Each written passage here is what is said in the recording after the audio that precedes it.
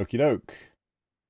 Hello and welcome back after a week's hiatus to episode 6, I think it is, of Hadean Lands, where we find ourselves exploring this weird vessel, and as Lee just put it, it keeps telling us that we need to la la la the blah blah blah, and it turns out that we don't think we need to understand either la la la or blah blah blah. We just need to find the blah blah blah, which will be under the plu. And then once we found it, we can then go and do the la la la. I think that's basically the game so far. So yeah, I'm not even sure if I can recap, but last time we tried to explore everywhere we could and just collect everything that we found. But we did end up with a whole bunch of new rituals. So I think the rituals are the important things.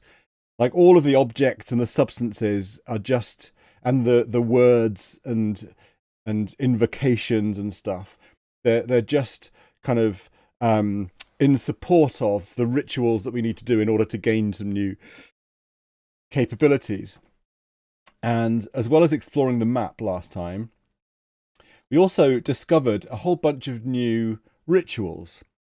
Them being, first of all, there was a gold ignition, a ritual for igniting phlogistical gold. In fact, instead of me like looking at my notes, if I put this here, we can all see them. So these are the rituals. Let me just make that a bit bigger. Get facts on there as well. So we discovered gold ignition. So in order to create an elemental fire, we need to ignite phlogistical gold as the only material that can support its combustion. We need to find some elemental fire because we have that puzzle with the white cord that's wrapped around a cupboard in the scaife, and it's also wrapped around a trunk in one of the living quarters, and we need to set fire to it with elemental fire to remove it. And this is apparently a way of making elemental fire. I did try this out because we have phlogisticated gold, and a vapor crock and some camp frost and some blackwood, but I could not get the blackwood to burn. The blackwood doesn't burn unless it's super hot, and so I put it in the kiln and it wouldn't catch fire. I tried lighting it with the little torch light that we've got.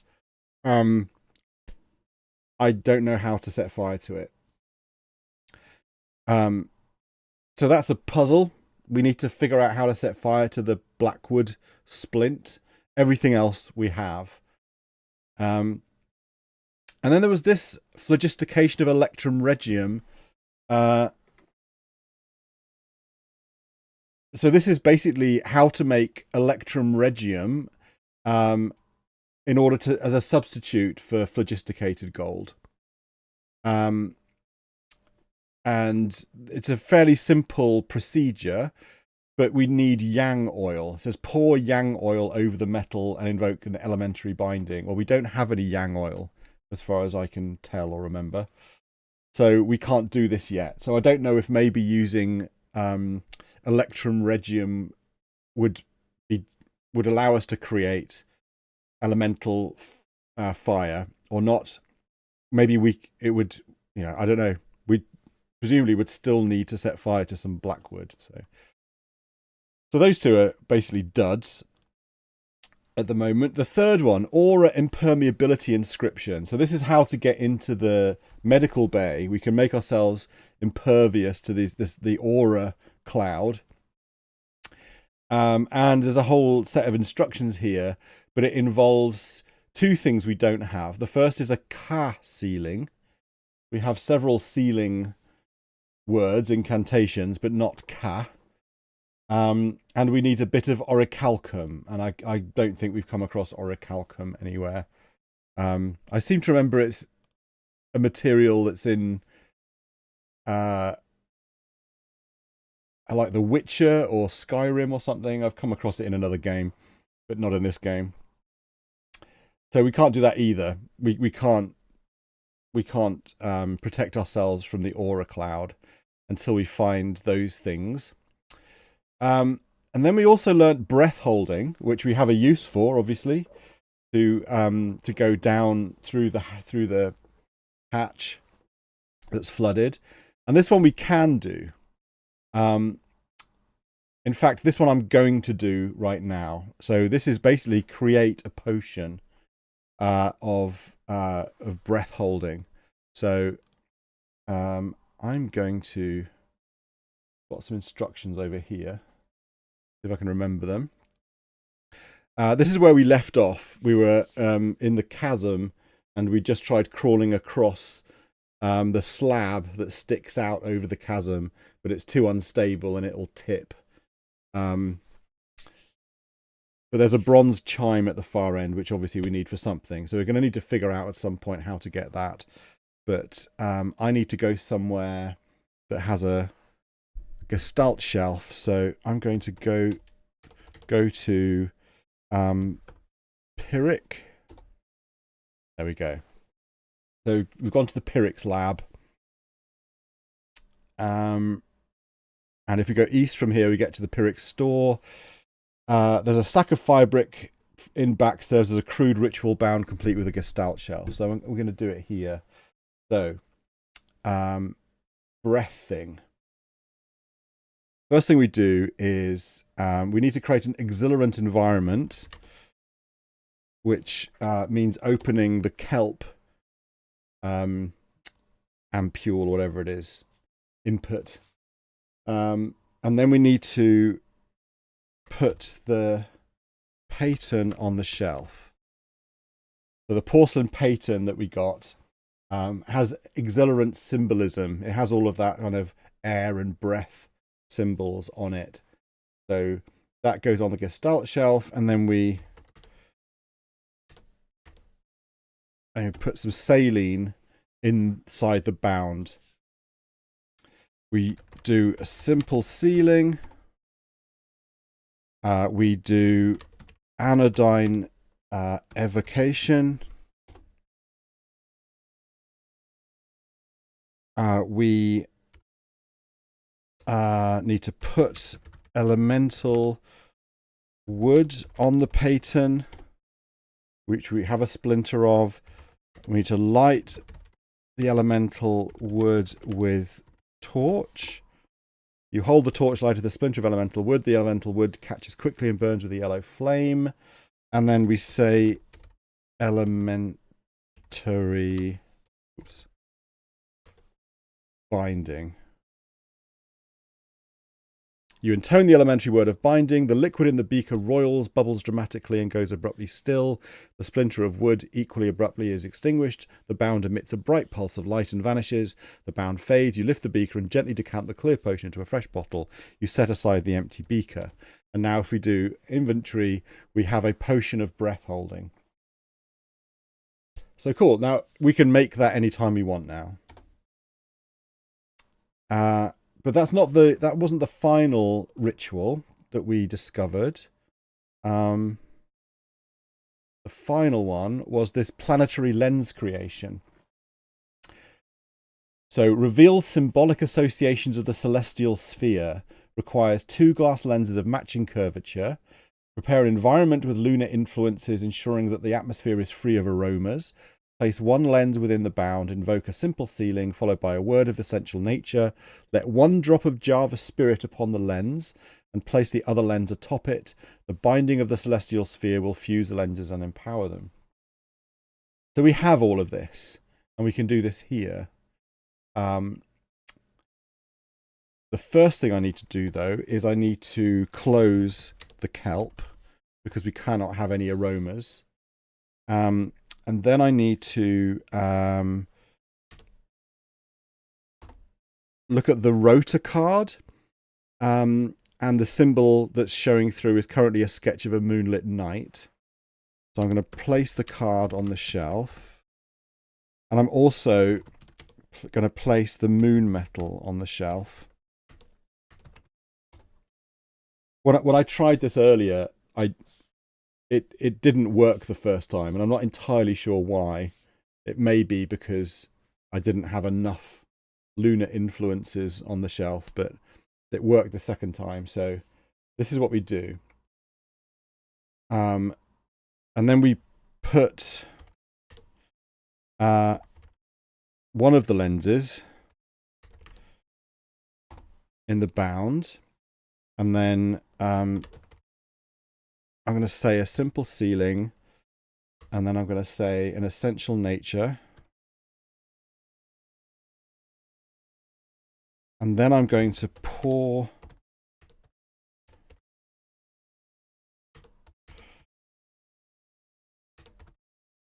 some Java Spirit on the concave lens. You place a drop of Lubanja onto the concave glass lens. It spreads into a fine film across the surface. And then I'm going to place the convex lens on concave lens. The silver light ripples as you push through the arc. You place the convex lens against the concave glass lens. The curved surfaces adhere on their delicate film of solvent. And now I do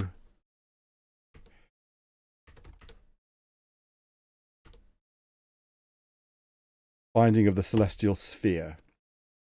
You begin invoking the binding of the celestial sphere. The sound seems distant and foreign, but you speak them precisely. The lenses glow as if in silver moonlight. When the light fades, the lenses have fused into a single opalescent glass, a planetary association lens. And now we can say, look through lens, and it says you peer through the planetary association lens. The world is misted with a haze of celestial symbolism. So we can now look through the oculus, and we can look through the lens. And I did think, where can we use this? And the one place where we have come across celestial symbols was in the storeroom where the safe is. So I thought it might be an idea to go and look at the piece of paper that person behind the fracture is carrying, or look at the safe to see if we can get any information. I think it's worth looking at the graffiti as well. Yeah, that's a good shout, actually, which is just outside, I think, isn't it? I'm just going to get everything. There we go. Is it worth a save? Sorry? Is it worth a save? Yeah. So, where are we? Yeah, you don't want to do all that again, do you? Not really. I'm glad I won't have to. Okay, got breath and lens. Okay, so west and south and west. And here's the graffiti.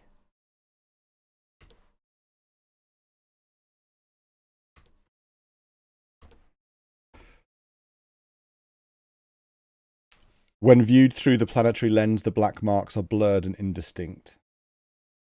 So not the right kind of symbology, I guess. North to the main store.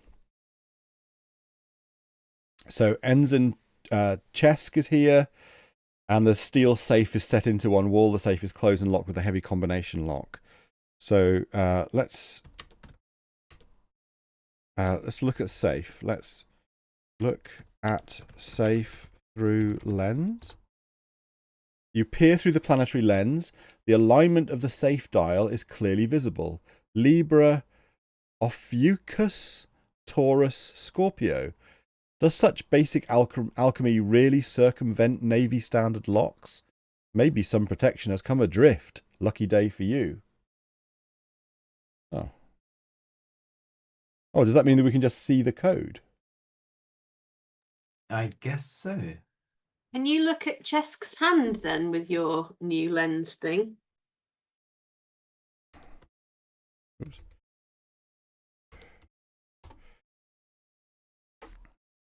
Through the planetary lens, you can see the zodiacal associations stream from Chesk's hand towards the safe.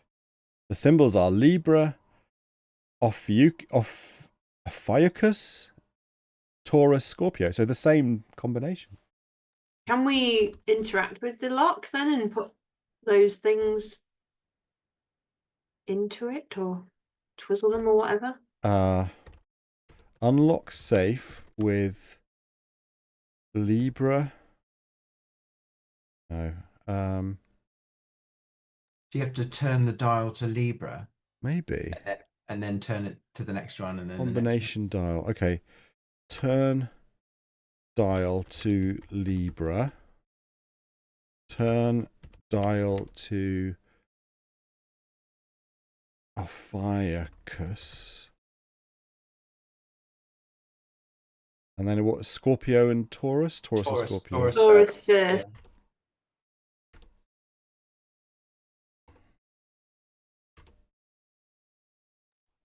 And apparently Ophiuchus is the 13th zodiac sign.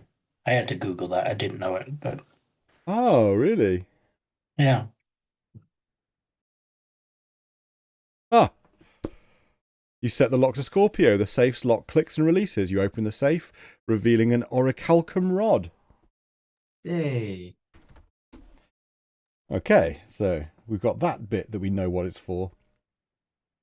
10 points. I think we give ourselves 10 points. 20 at this point. Okay. Yeah. No more. No more namby-pamby 10-point nonsense. At least 15. Okay. That's still not enough, is it, though? Because we needed orichalcum and a car ceiling. The car ceiling, yeah. But let's go and try the breathing underwater potion. Which is called Whale in all the Witcher books and everything. So, the Whale potion. Cross-contamination of lore. Okay, go to... How do we get there quickly? Go to Scaife.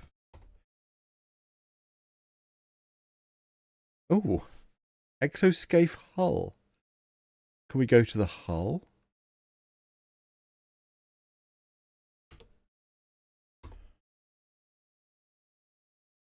Okay. Guess that's in the Exoscape. Oh, interesting. I've just noticed the description for the Exoscape says a cabinet is fastened to the wall. Its latch is tied shut with a knot of white cord, much like the one you saw on the locker. So now that we've been to the locker, it adds that. So you see a crawlway hatch in the floor. It's open but seems to be flooded. So I'm going to save here, drink the potion and go down.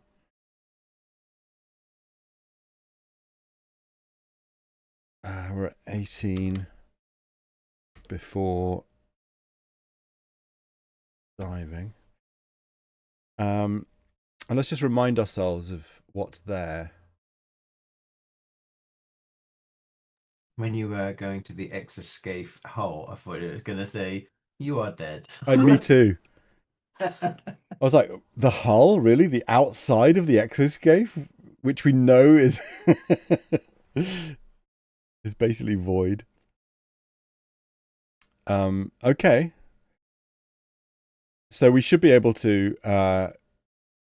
go south and then up and come up in the observatory. It did occur to me as well, of course, that we didn't actually explore all of the locations that were open to us because we never went into the paper maze.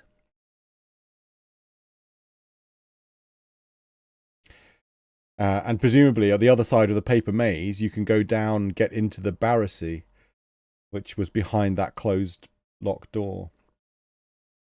So that's something to bear in mind for later. Okay. Down, south, up, looks like. Drink. What was it called? Breath holding. Potion of breath holding. That's about the well, wasn't there? In the paper garden. That's true. I wonder whether that's just an exit or whether there is something down there. Do you think we should try that first? What, No. Sorry. Yeah, you're right. That's definitely another thing to try. Okay, drink breath holding. You swallow the clear potion. The liquid burns icily down your throat and then settles as a cold heaviness in your lungs. Down. You jump into the chilly water. The potion seems to be working. You feel no urge to breathe. In the water, the bundle of paper and the Zafranum dissolve. We're so stupid. Okay. We absolutely knew that was going to happen. We just completely forgotten. Drop papers and Zafranum. Yeah, Yeah, we're just not used to these adventures having this kind of actual No. logic implemented. No, exactly. Everything has been kind of like water protected and Yeah. fire protected, and Yeah. Oh, I can't drop the paper. It says better to keep the bundle of instructions on hand.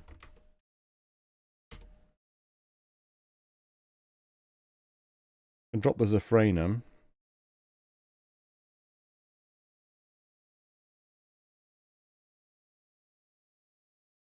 We don't lose the information from the papers, though, do we? No, we don't. But I don't like the idea.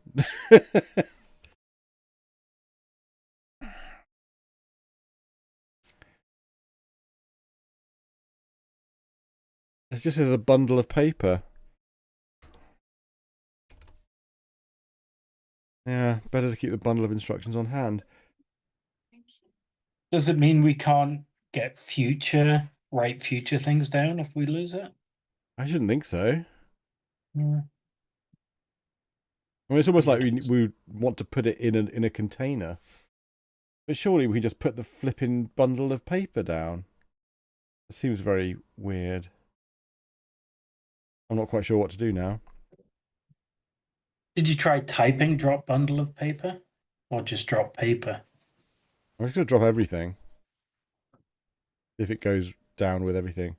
No, I've dropped literally everything that we're carrying, apart from the bundle of paper.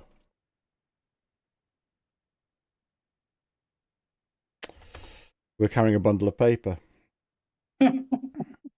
stupid. So what is the actual bundle of paper? Is it the... These are all the bits of paper you picked up recently. The bundle contains all of it. Yeah. You have more memorized, of course. You don't need to refer to the paper to use them. I mean... Do we need to get something to put the paper in? Yeah. That's what I was thinking. Yeah. Something waterproof that we can put the paper in. Mm. But I mean, it's just letting us, it's not letting us drop it, and it's just casually Why don't we just crack on destroying and it? So if at some point in the future we need to rescue it, then we can always come back, can't we? Just mark this safe, because I get a feeling Chris might be coming back and redoing stuff. yeah, during the maybe. week. The game hasn't really been like that, though, has it? I think it would probably say, I'm not going to go in the water because I will destroy my bundle of paper or something. Yeah, which is of crucial importance. Yeah, it just says, in the water, the bundle of paper dissolves. Arcade crawl space flooded. This crawlway runs north and south, or it did before it collapsed and flooded. Now you are floating in not very clean water, weakly illuminated by the few remaining Sophic lamps.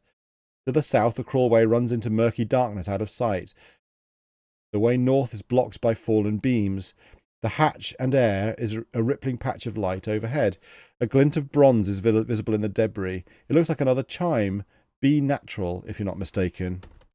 So we can take the chime. If we go south... Oh, we can go south. I was worried it was too dark.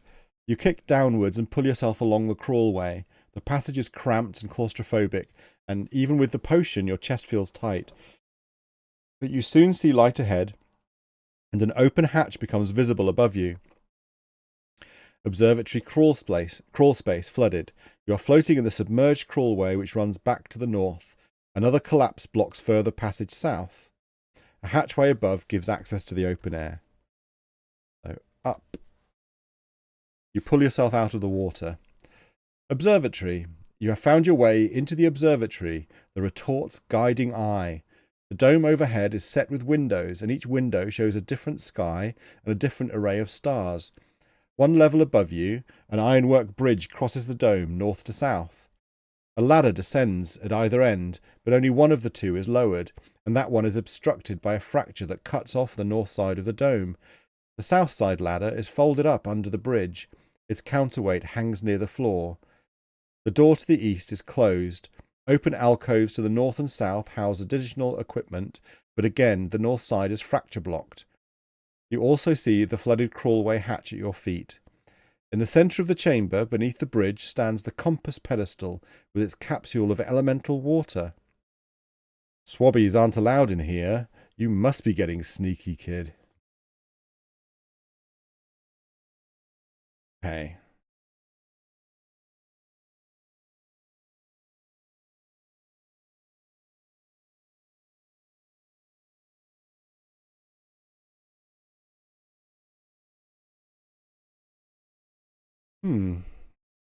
So we can't get up to the bridge because the ladder isn't descended on our side. We can't get to the north side because it's behind a fracture. We can get into the alcove to the south, though, for additional equipment. And we can see this compass pedestal. Can we get to that and get the elemental water? Look at the pedestal. The compass is a slender pedestal topped by a circular screen of white fused quartz. A capsule of elemental water is suspended above it. The capsule is supposed to focus the light of the stars onto the screen to indicate the retort's location, but the screen is blank.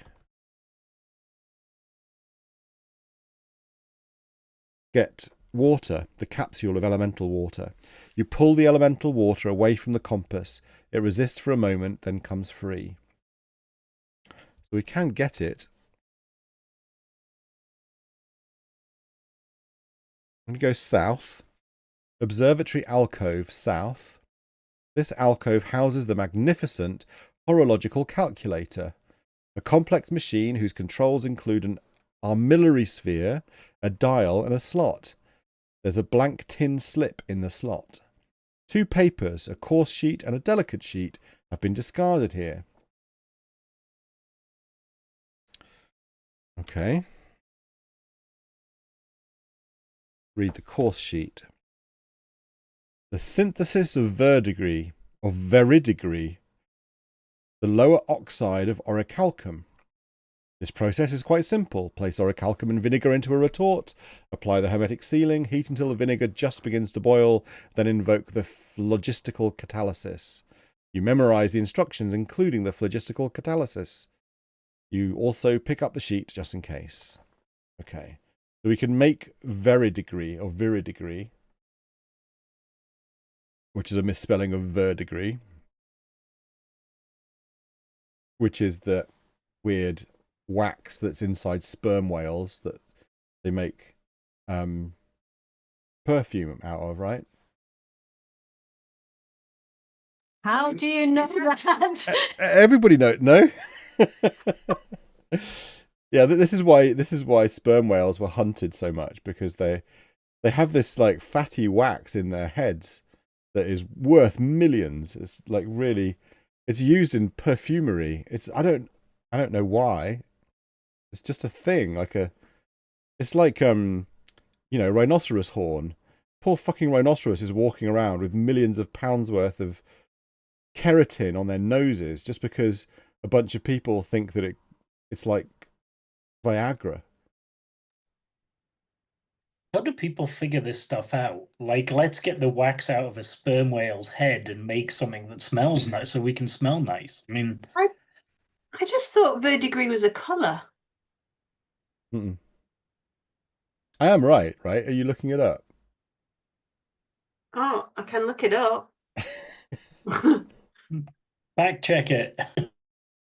Honestly, I think like animals especially, they're not easy to kill ever, and so we tend to use every single bit.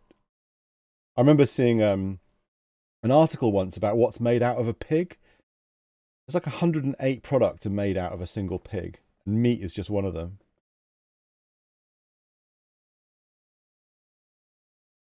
So, but this isn't verdigris. This is You're wrong. What? You are wrong. Am I? Ambergris is the whale thing. Ambergris, It's sorry. a colour. Verdigris is a colour. Yeah. And you just upset all the vegans, by the way. Ambergris, okay. All right. It's the verdigris is the oxidized surface of copper and bronze. It's that green colour that Oh. the metal goes. Oh, yeah, yeah. Nothing to do with the whale's head. Still fun fact. Yeah. Fun non-fact. Sorry about that. I just can't spell. I know shit, but I just can't spell. Okay, anyway, we know how to make that now. So if you come across that, quids in. Delicate sheet. It also means whatever I ever say, please look it up. I'll wait. The synthesis of sublime spirit, the 8th distilled essence of mineral oil. Place mineral oil and nickel into a retort. Thin pieces of nickel are best, as the surface area must be large. Invoke the sealing, followed by a word of intention to prevent the oil from igniting. Introduce elemental fire into the retort to begin the distillation. You may then easily extract the desired fractions. Okay, so we can make sublime spirit, which, I mean, we do have these things. We could probably make that if we had a use for it. Oh, we don't have the elemental fire though, do we? Have we come across a coarse sheet and a delicate sheet before? There's always two types of paper, isn't there? One's like rough and one's smooth, but I don't know if there's some significance in that. I think every single sheet of paper we find has a unique adjective so that we can refer to it specifically. Okay. I think that's like a text adventure mechanic so that we can distinguish one sheet from another sheet. Every single one has an adjective. So I don't think we've found a coarse and delicate one yet. We've had all sorts of. We've had a messy sheet, and we've had I don't know what all the others were. And we're going to lose it anyway because we're going to go back in the water, presumably. But we don't need to refer to it again anyway because we memorise them all. Correct. So what's the point? The point is that I've used the identifier to read them. Right, I see. Okay. And that may be the only time I ever need to use it. Okay. So there's this calculator. This majestic piece of machinery is intended to condense heavenly observations into a portable form. You've used the result, small slips of tin engraved with the equivalent of dozens of astronomical ephemera. They're crucial for certain very precise sorts of alchemical operations. But you've never used the calculator itself.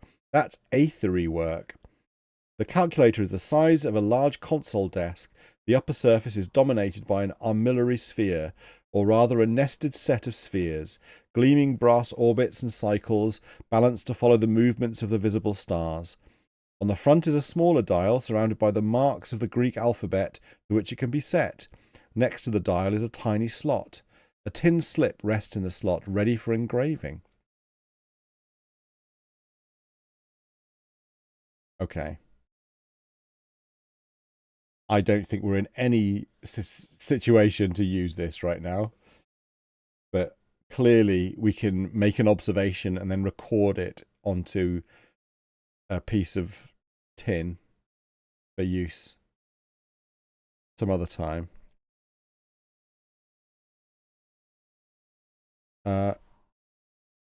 Actually, let's just look at the dial. The dial can be set to any of the 24 Greek letters. And look at the sphere. The calculator contains 8 nested brass spheres supported in delicate armillary gears. The spheres are pierce work, of course, so that you can see down to the centre. Each is engraved with orbits, stars, nebulae, and the other landmarks of the heavens. By adjusting the calculator, you can match the spheres up to the observatory's environment. You can match the spheres up to the observatory's environment, or at least a trained aethery pilot could. Each sphere is marked with a scale in Greek letters. From the outside in, the spheres are aligned at gamma, pi, sigma, tau, alpha, kappa, xi, theta. However, the patterns marked on the spheres don't seem to match the visible heavens at all. The heavy sensation in your lungs begins to fade. Ooh. So it's like a navigation device, I guess, isn't it? You sort of Yeah. spheres to what you can see, and then I guess you can plot a course maybe then to somewhere else. Or find out where we are. I think one of the things that it said in the intro was you need to find out where you are and what's happened. So maybe we need to get up the ladder to really look to see where we are and then feed that information into the calculator. Can we at the I know you're worried about the breath running out, aren't Yeah. you? Can we look up at the because you said that it had the different windows, didn't it? Yeah, in the main observatory. I'm going to go and try the door that leads east just to see if we can get out without having to go. Yeah. Because of course I can't make another breath potion here. There's no bound to make it in. It feels like we ought to dive down into the well quickly while we can. Okay, we can go east. First unlocking and opening the painted door from this side. So we can get back to the paper garden, and then presumably I can go west back to the observatory now. So it's okay. We don't need to swim down again. No, but we do want to go down into the well, don't we? We do, but we can make another potion for that. Now that we're connected back to the rest of the ship, it's fine. I can just say, make breath-holding potion, and it'll just do it. Okay, so let's just stay back in the observatory for a sec. So, do you not want to use the remaining lung stuff that we have right now to go just down where we are in the paper garden? No. Okay. And then run the risk of having it run out immediately. No, I'll. It's free to make a new potion, so. Okay, cool. All right. And I don't think we've finished investigating this observatory. So here we are. We're in the observatory again. The dome overhead is set with windows, and each window shows a different sky and a different array of stars. So let's look at the windows. The dome windows show, to be honest, you've never understood the theory. Oh, the dome windows show, to be honest, you've never understood the theory. Each one is a world where the retort has ever been, or each one is the heart of some constellation, or each one shows an aspect of the retort's relationship to the cosmos or something.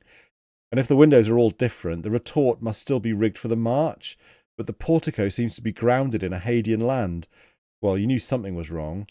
They are beautiful, though. You see skies that vary from velvet black to jewel-bright arrays of stars. Your lungs feel nearly normal again. And if we look through the lens, does that help?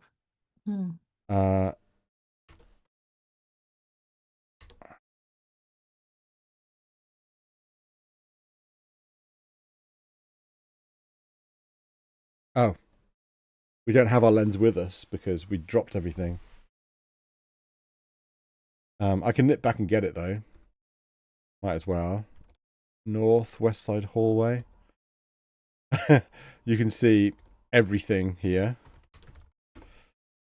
We have to drop all of this again when we go down through the well. Oh my god, that's a lot of stuff.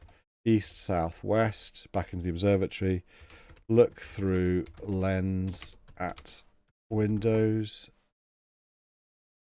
You look up at the dome through the lens, then you look away, blinking away a terrible headache.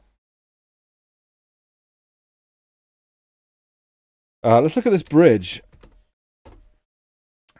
The bridge is the aethery, one of the 4 dragon nests.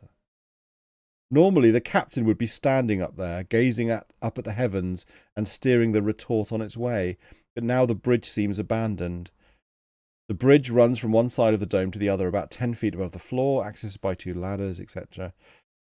So the counterweight hangs down as it should, but the mechanism seems to be jammed.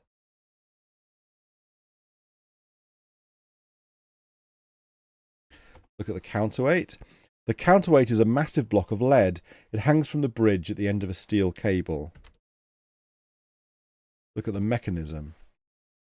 The ladder is folded up under the bridge, a good 8 feet above you.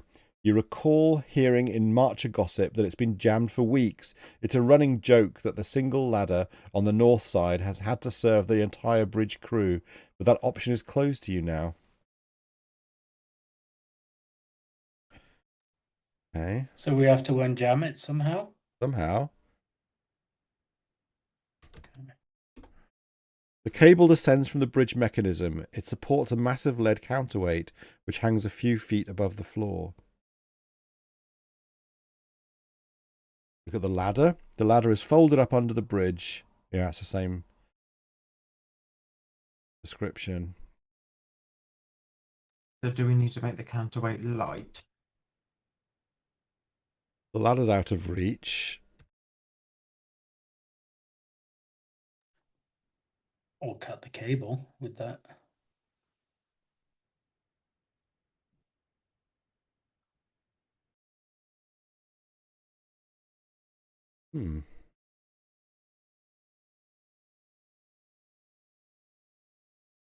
Climb the cable. You've always been last in your class at rope climbing, and this cable is smoother than the practice ropes. That's not a way up. I kind of feel like we need a potion to make the lead lighter. I think you're right, Lee. Move weight. You manage to move the counterweight a few inches, but it swings back as soon as you stop leaning on it.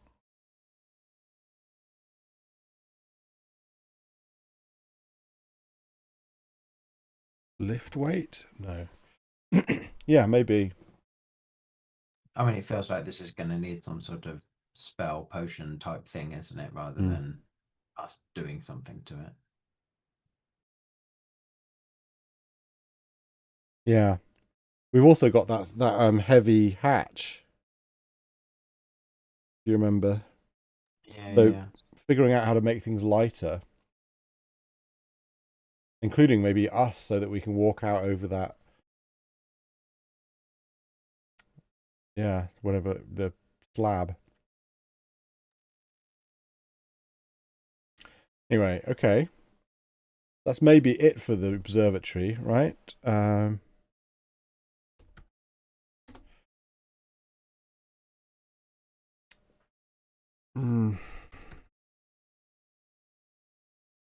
Okay.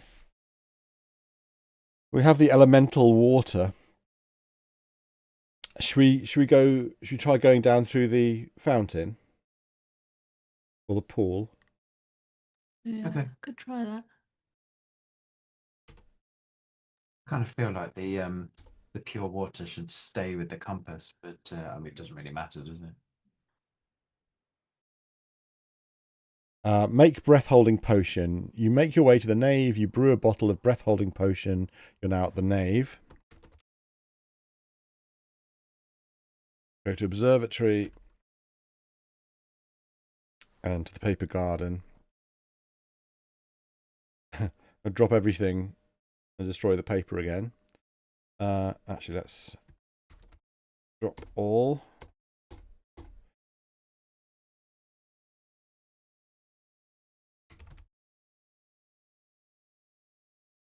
Oh.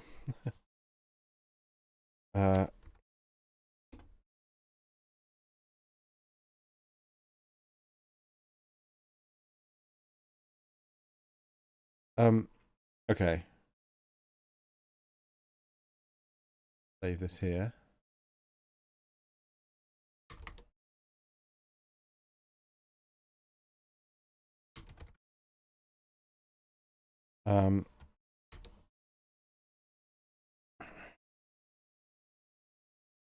Okay, I've drunk the potion. I've dropped everything. I'm going to go down. Jump into the chilly water. The potion is still working. You feel no urge to breathe. In the water, the bundle of paper dissolves. Garden pool. You're floating in a well, perhaps 8 feet across and perhaps 10 feet deep. The water is cold and still. Blah, blah, blah. In the center of darkness, you see a darker hole. It's an opening in the floor below you, a narrow shaft running downwards out of sight. Down, bottom of shaft. You're at the bottom of a narrow vertical submerged shaft. Little light reaches you and the water is icy cold. At the very bottom of the shaft is a mud-covered slab. Its surface is irregular, but the mud is too thick to make out what's carved there. The slab is too large to carry, certainly while swimming.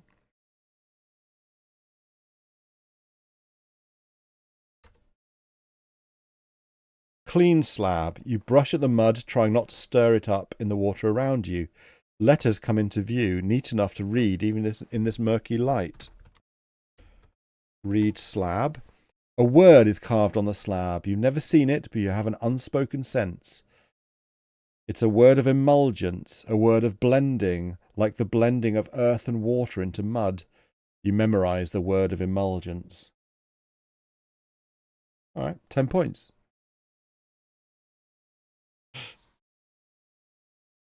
Sorry, I just solved that. I wasn't expecting it to just solve it. No, well done. Yeah. And presumably we can't go anywhere from here. Up is the only option. Okay. Back up. You launch yourself towards the surface. You pull yourself out of the water. Well, let's get everything again. Okay. So, Please, I guess. we have these two more rituals that we found. The Viri Degree and the Sublime Spirit. And we've learnt the word of emulgence. And the store safe combination. Now what? Paper maze. Paper maze.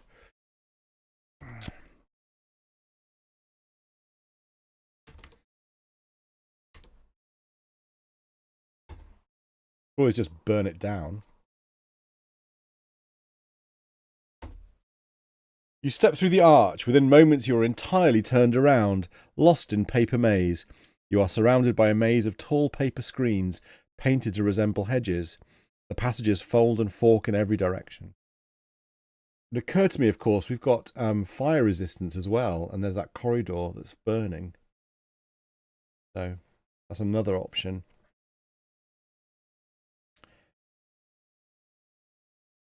Oops. Exits. You're not sure.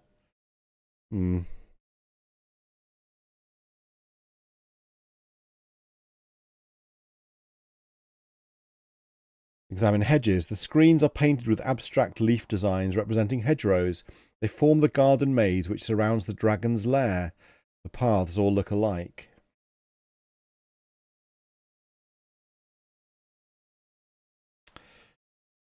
Just gone north for want of a better direction to go in. And it says, again, you are lost. You're in a hedge maze of paper screens taller than you, which fold and fork in every direction. The paper maze is the nest of the dragon Numa. Only senior officers are supposed to enter, but you've never heard that the maze was this difficult. Or, you've never heard that the maze was difficult. Numa. We came across Numa before, didn't we? And we kind of concluded that it must be a thing, but it's a dragon.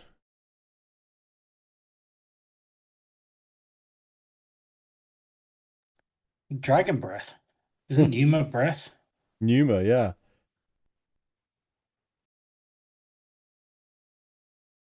Okay, I've gone north again. You turn left. You think you found somewhere new. This is really much more confusing than it should be. Up. The maze pathways are all level. Let's keep going north. You wander at random. The intersection looks familiar, looks vaguely familiar. You are lost. Perhaps the rectors have some mystical way in and out of here. Okay, west takes us straight back to the paper garden. Let's go east and east. Same again. Same. Same.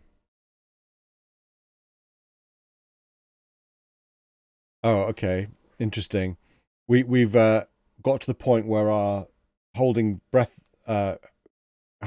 potion has run out. And it says you suddenly realise you haven't breathed in 10 minutes. You suck in a startling gasp of air. Chris, it's interesting with this maze that some turns are vaguely familiar, some turns look like new pathways. So is that the clue to solving the maze? I'm not sure. Like, first time I went in, I just went north. Yeah. And now I've gone in, I've just gone east. But we're getting the same messages. So I think we're just going through. I think if I go west here, we're going to go back out again. Yeah, we do. We're back out in the paper garden. I think we're just in a loop. And it doesn't matter which direction we go in as long as it's not west. Back out. So I want to see what happens when it runs out of new messages, whether we just pop out somewhere else. So it's going to cycle through the same things. If I go south, it'll cycle through the same things. So here we are. Nest of the Dragon Numa. Really much more confusing than it should be. Perhaps the rectors have some mystical way in and out of here. You are lost. Oh, we're back to the paper garden. Okay. Is that the same if we go east? You are lost and east again. Paper garden and north. Yeah. Oh, in fact, that did it earlier. Okay.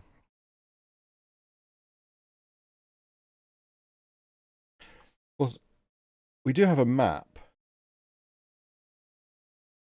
Yeah, we were kind of wondering whether to use the map as the way through, but the thing is that as soon as you go west, we're just going to pop back out again, aren't we? Maybe. I mean, looking at the map, we could go east, south. Is it south, east, south, east, east, east, east, north, east, east, north, what east? Yeah, so west, west, north, east, east, north, north. Yeah. I mean, you could try it. Yeah, you could try. If this is really accurate, that would be east, south, south, east, south, east, east, east. Can someone write this down? No, well, we can talk you through it. Oh, you can. Okay. Yeah. Do that. Okay. Right. I'll go. Oh. Right. I'm at Paper Garden. I'm going to go east. Tell me where to go. Yeah, I was just looking to see if we're assuming that these are squares. So, yeah, so south twice, do we think it is? Yeah. 2, 3. And then east, south. And then east, east. I'm back at Paper Garden. Wow. Why? Okay, maybe try east. And then south, south, south.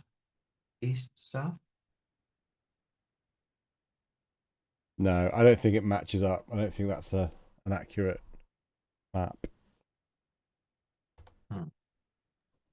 It's almost like we need a compass or something to get us through that. Mm. Or a spell to Something. help us find the right direction.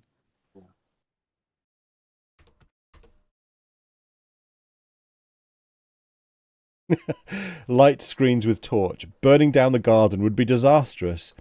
Burning down the garden whilst you're in it would be disastrous and stupid. It's fair. So what was the deal when we went down the big staircase and we got to the bottom of the staircase?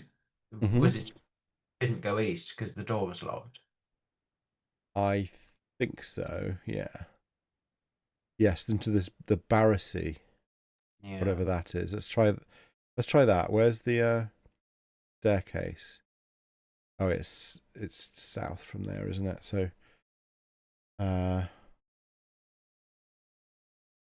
south down. Oh, there's black marks at the bottom of the grand stair. I need to record that. Is it east from here? First opening the iron gate. It seems to be locked. The barracy lies to the east through a narrow iron gate with a brass lock. The gate is tall and narrow with heavy bars of wrought iron in an iron frame. The gate is shut and the heavy brass lock is locked. You've never been inside. The room beyond looks like a bare stone tomb. But there's another way in, right? Oh yeah, it is from the end of the paper maze. What do we think? Should we try the fire resistance and walk to the end of the corridor? For some reason, I thought we'd already done that. But yeah, okay, let's do that. I think there was one episode where we just sort of finished there. You make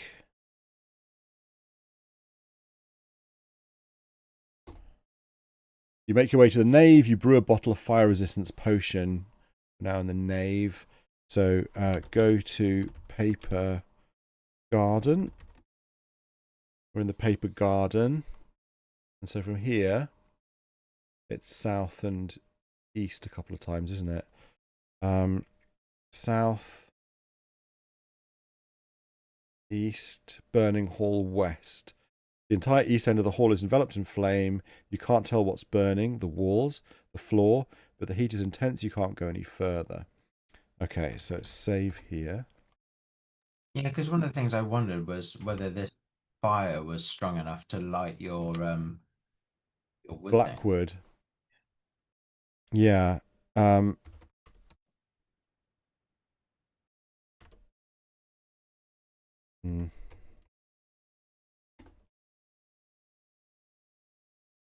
Okay.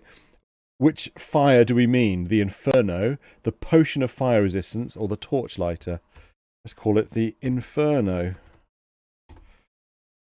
You hold the splinter of Blackwood to the Inferno, but the Blackwood refuses to catch light.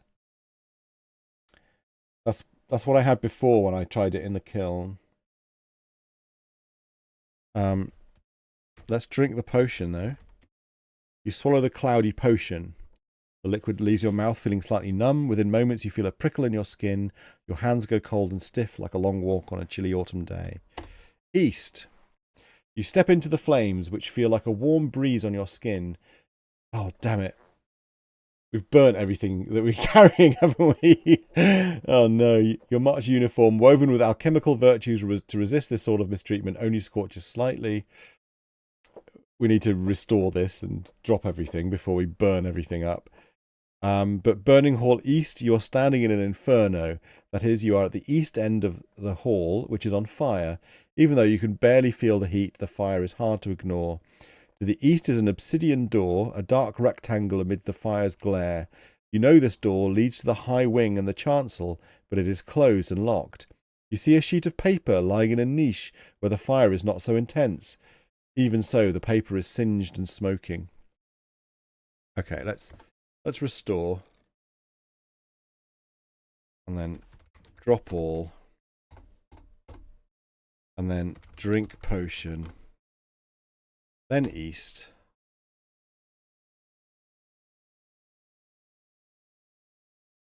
And then read paper.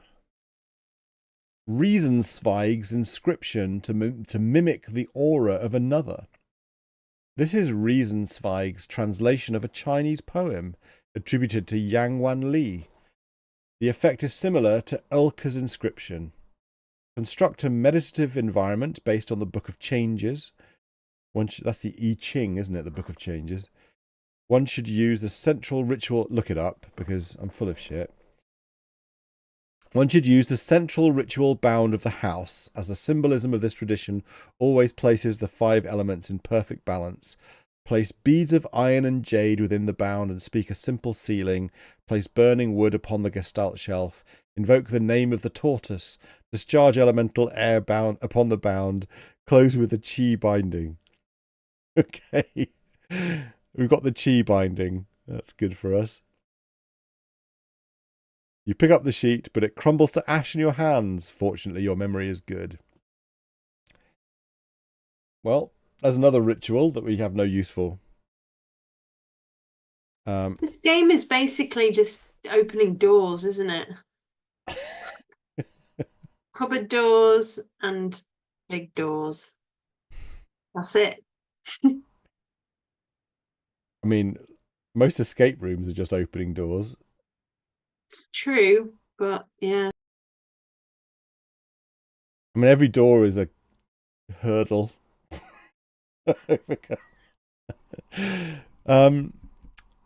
East, first opening the obsidian door, you tug on the obsidian handle, but the door is locked. The flames licking against your skin feel warmer now. Okay, we have no way of unlocking this door, I don't think. So, yeah. Let's go back and get all of our stuff, and it's just gone 8 o'clock. So, there we go. Well, I mean, we made progress. We got some places that we hadn't got before. We picked up some things that we haven't found before. We've got some new rituals that we can't use and don't know what to do with. So, situation normal. All right, everyone. I look forward to seeing your suggestions in the WhatsApp during the week as to what we do next. I hope if you're watching, if anyone's out there watching this, that you're enjoying this. It's a I'm not sure what the word is for it. Is it? It's like both very, very straightforward and very, very confusing at the same time. And it does feel like it's the wrong way round. It should be like brilliant in its elegant simplicity, but easy to understand once you know what you're doing. I mean, it does feel like if you decoded all of the mysterious terms into quite straightforward terms, then the game would look extremely easy, I guess, wouldn't it? There is a red door. Find the red key. That'd be a bit It's cool. basically because it's not like an escape room in that it's wandering around finding things to open the doors. It's not solving puzzles to find the things to open the doors. It's just wandering and finding. I think we might need to understand more about how this whole alchemy works, because it feels like there's things that because we're now kind of stuck. I can't think of anywhere obvious that we could go now. It is beginning to feel like the spells and things that it's taught us are trying to hint towards, okay, now you know how to do this with these things. Yeah. How do you make the wood so that it can catch fire? So we've got something which stops it from catching fire. Can we figure out what we need to do to make it catch fire? Yeah, that's exactly it. Yeah. Yeah, there's a few of these now. We're basically like we've run out of the obvious stuff, and we've still got all of these puzzles and problems. So we need to understand the kind of the underlying pattern to substitute things, to do things like making ourselves light or making another thing light. How do we make it so that the counterweight is light, or that hatch is light? If we know how to make something like remove rust, or how to make something, that's yeah, I don't know what the answer is, but I think we're gonna have to really look at what we've actually learned so far and pull it apart. But I think the rituals are the key. We need to create our own rituals now. We've got enough, of a what's the word for it? Like exemplar rituals. So, yeah, let's by all means feed me things to experiment with. We've got loads of stuff that we can use, so we can start just substituting things. We need to figure out how to make elemental fire, or how to make a fire hot enough so that we can set fire to that blackwood. We need to figure out how to make something light. We need to figure out how to remove gunk from a from a cabinet. Is how to find our way through a paper maze. There's a lot of things that we need to figure out. Anyway, let's hope we manage to do that, or some of those things next week, or else we'll just be scratching our heads for an entire hour trying to make progress. And trying to enjoy the process of virtual text adventure scientific experimentation, which may or may not be fun. But in the meantime, have a brilliant week. We'll see you next Monday. Bye, everybody. Bye.